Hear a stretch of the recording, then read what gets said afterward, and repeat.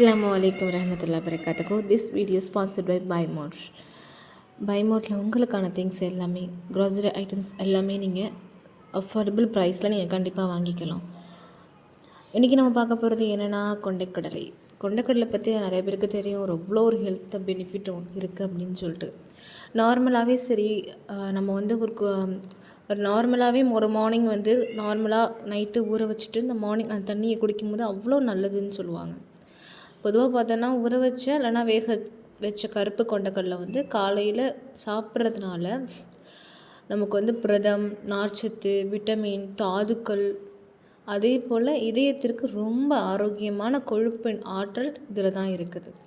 இதோடைய தன்மை எப்படின்னா அவ்வளோ ஒரு ஹெல்த்து. நம்ம கார்பன்ஸ் ஆஃப் வீன்ஸ் என அழைக்கப்படும் இந்த பருப்பு வகை என்பதனாலேயே இதோடைய ஹார்ட்டுக்கெலாம் ரொம்ப ரொம்ப நல்லது.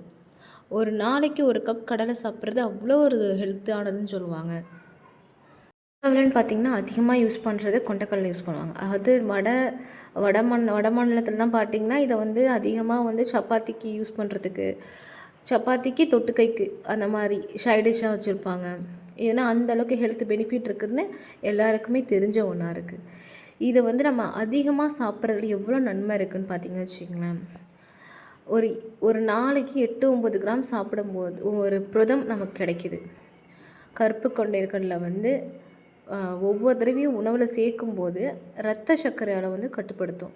இதயத்துக்கு ரொம்ப ரொம்ப நல்லது. இது அதிகமாக ஹார்ட் பேஷண்ட் இருக்கிறவங்க அதிகமாக சாப்பிட்றது ரொம்ப நல்லது. இது சூப்பு, சாலட்டு இந்த மாதிரி சின்ன சின்ன இதாக சாப்பிட்லாம்.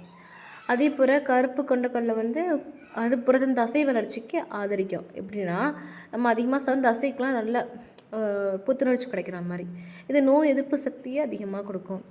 அதே போல் செரிமானம் ஏன்னா நார்ச்சத்து உடைய பொருளாக இருக்கிறதால சீக்கிரமாக செரிமானம் ஆகும். அதே போல் நம்ம வந்து எடை ஏறுறதுக்கும் இது நல்ல யூஸ்ஃபுல்லாக இருக்கும். அது ஹெல்த்தியான எடை ஏறணுங்க.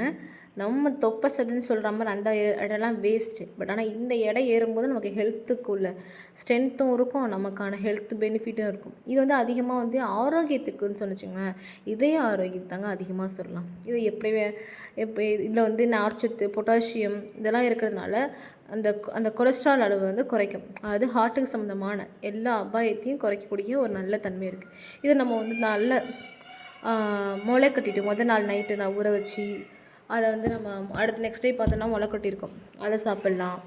அதை மாதிரி பொரியல் செஞ்சு சாப்பிட்லாம். பொரியல் செய்யும்போது இந்த முளைக்கட்டி செஞ்சோன்னா ரொம்ப ரொம்ப ஹெல்த்தாக இருக்கும். அதுக்கப்புறம் நம்ம வந்து இந்த கடலை சாப்பிடுவோம் பார்த்திங்களா, பொரிச்சு கடலைன்னு சொல்லிட்டு, இந்த மாதிரி ஒவ்வொன்றும் ஒரு மாதிரி சாப்பிட்லாம். ஏன்னா இது அவ்வளோ பெனிஃபிட்டாக இருக்கும்போது நம்ம அதிகமாக சாப்பிட்றது நம்ம ஹெல்த்துக்கு ரொம்ப நல்லது.